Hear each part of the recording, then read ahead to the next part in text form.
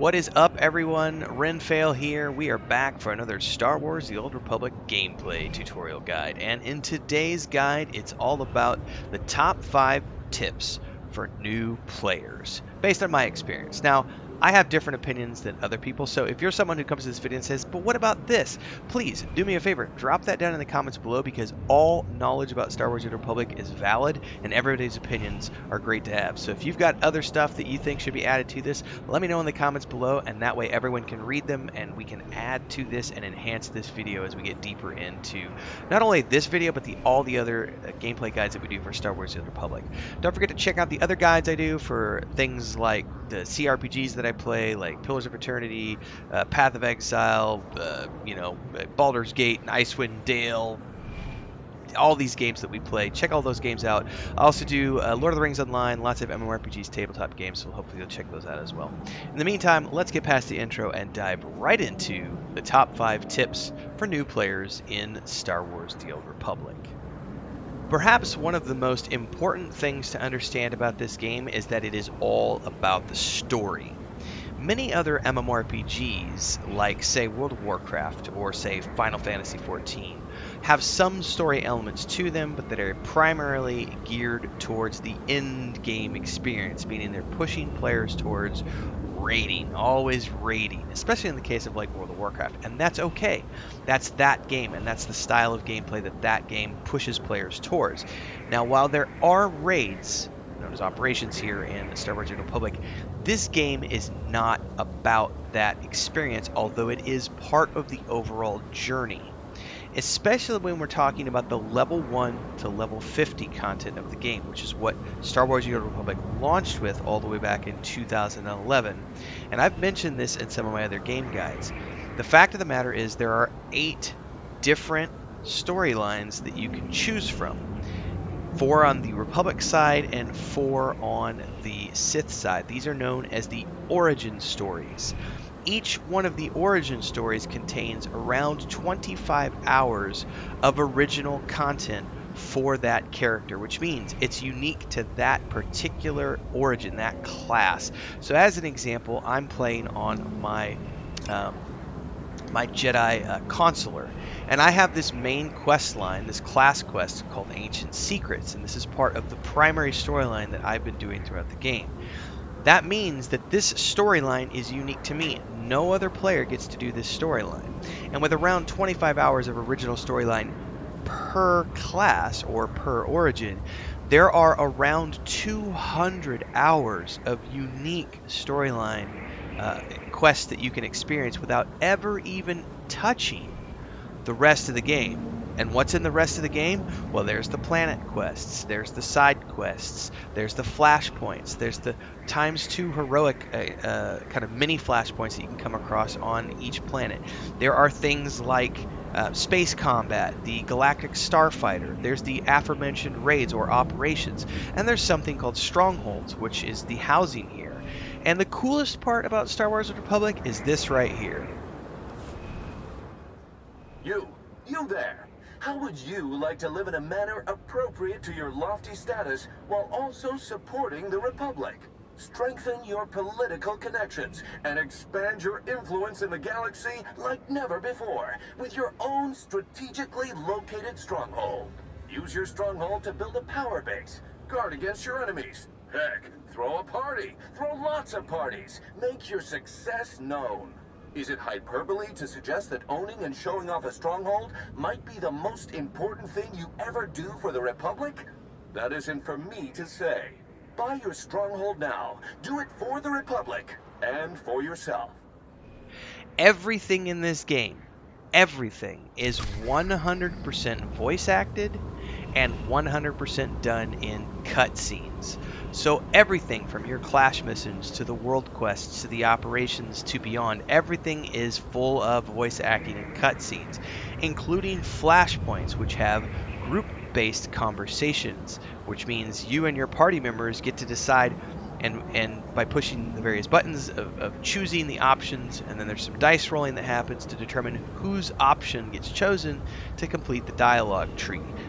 This game has so much dialogue, so much voice acting, so many cutscenes, it would be a shame for you to miss it. So while you might be someone who space bars or escapes your way through all the dialogue in other games, take a moment, slow down.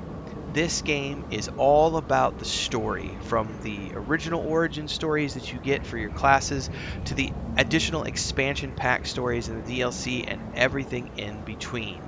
It is a Star Wars experience that is all about the journey, not the destination. Next up are legacy perks, and there are a lot of perks to choose from, all of which cost either coin or cartel points. Mostly you can just buy them with coin if you have the patience to earn the in-game credits. And while the overall perks and advancement for characters are pretty fun, and they allow you to have a lot of unique little fun little, it's kind of like fluff for your character, but you do get some improved quality of life things like improved speeder piloting, which I've already taken the first ranks in. But this character is new, so I haven't had a chance to dive into all of these quite yet. But the one we really want to talk about is under the global unlocks, and it's going to be under the other tab. And over here under convenience, there's something called legacy travel. Legacy travel is really important because it reduces the quick travel cooldown. So right now the cooldown for quick travel is 6 minutes, and this allows you to quickly recall to various places on a planet. So starting off, this reduces it by 2 minutes, which means that becomes a 4-minute timer. Then the second rank, it reduces that by another 2 minutes, bringing it down to 2 minutes.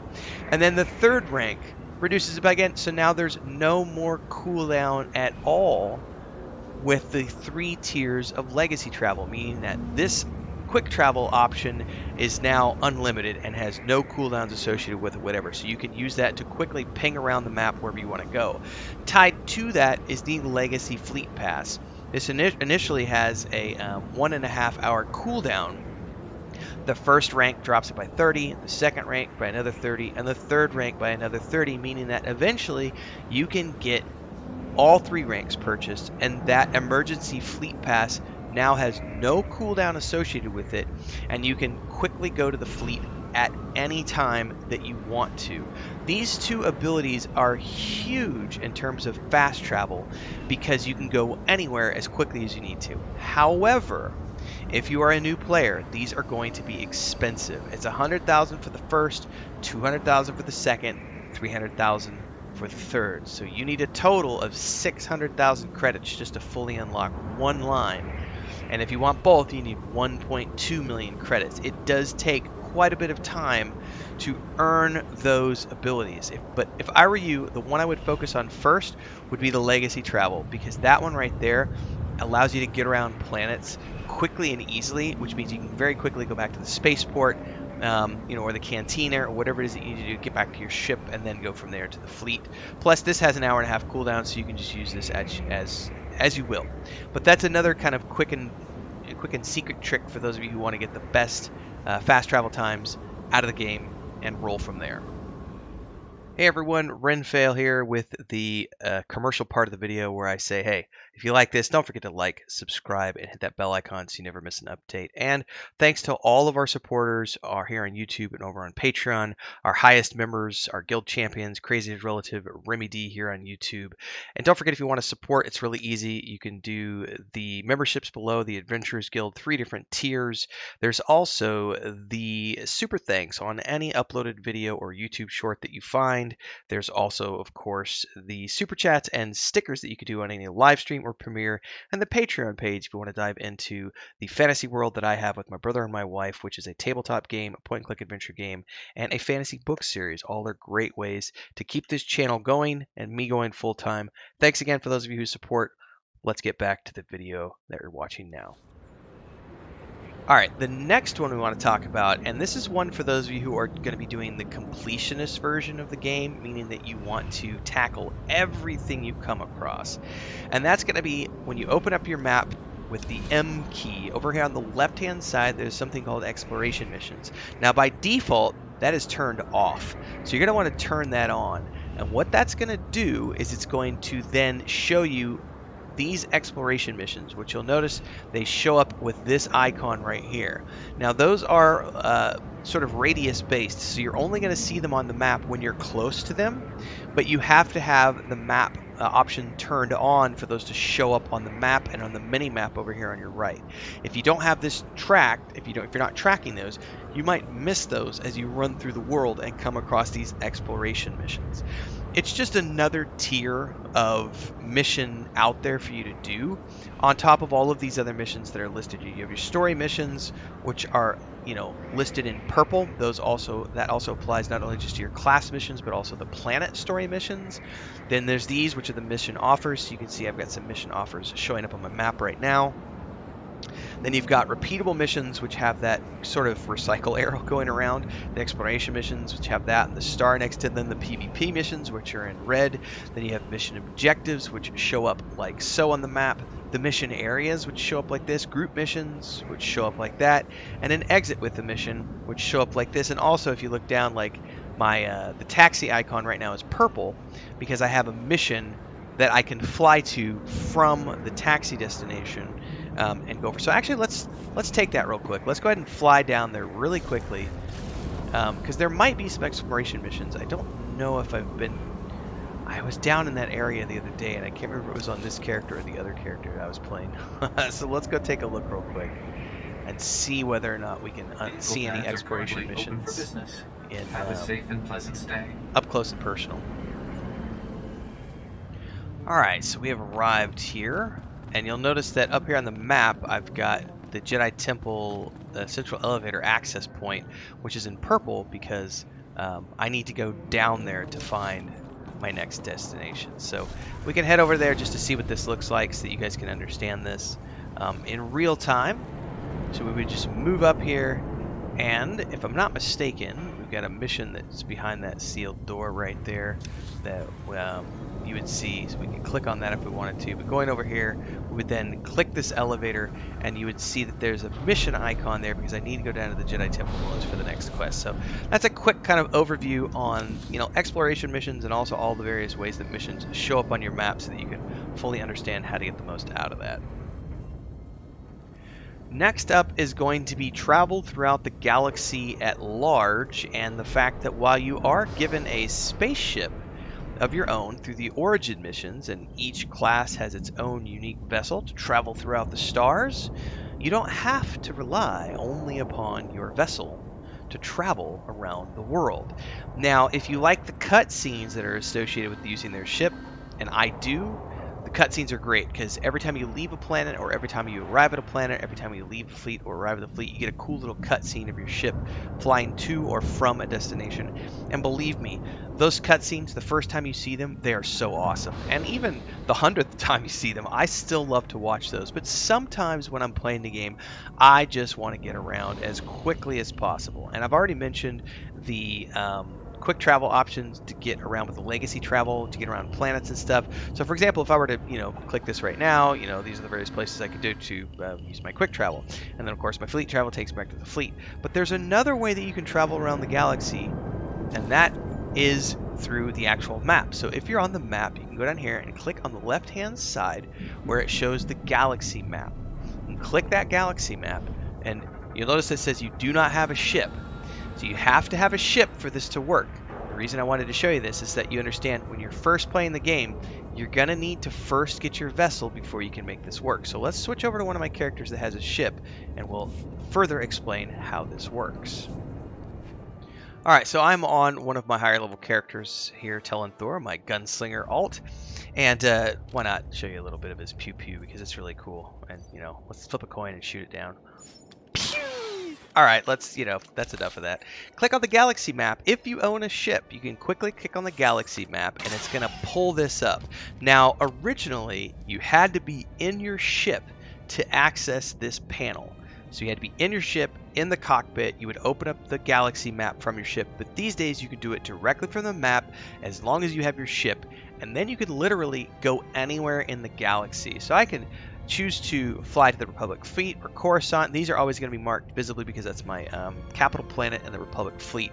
The mission that you're on will be listed, but you can click on any sector, and that's going to then open up all of these other destinations like Tatooine, Belsabiz, Hoth, Odessen, Runic, etc. I can then click on just move. You can left click and drag the map around. Ilum, CZ198, Terrace, Oricon, Yavin 4s. As you can go anywhere in the galaxy that you need to go from here. Now, of course, there are costs associated with that. You would click on a destination. There's going to be some sort of a travel cost associated with traveling to that destination. But then also, while you're here on a planet, if there's another place that you can fly to on the planet, like the black hole, you could switch over to the black hole. And it's also going to show you the parsecs that it takes you to get to the destination, which is a really cool roleplay thing for those of you who want to know that kind of information. So that's another quick travel tip for those of you who are new to the game. Now, again, you have to have a ship before you can do that, but just open up the map, go to the left, click on that Galaxy Map tab. That brings this up. Click again, and then you can just go from here and choose the destination. So when you get a quest, you can very quickly go back to, go to the planet and go from there. However, there's also a little quick thing here I wanted to show you guys. I don't know if I have it unlocked on this character. Yes, I do. Under your character perks, there's a travel button here for these two. On unlocking priority transport to your capital world, which very quickly lets you get back to Coruscant or Drummond Cost, depending on what side you're on, and then this other one, which is priority transport personal starship, and then that allows you to quickly get back to your starship as well. So these two, I think, are useful, along with the galaxy map information, to very quickly get around and go. I can go anywhere I want to in the galaxy. I can go quickly to the capital world, or I can go quickly to my starship and go from there. Okay, finally is going to be shared storage for your character. Now, a lot of people don't know about this. I actually, ironically enough, did not know about this for like the first, 8 years that I played this game.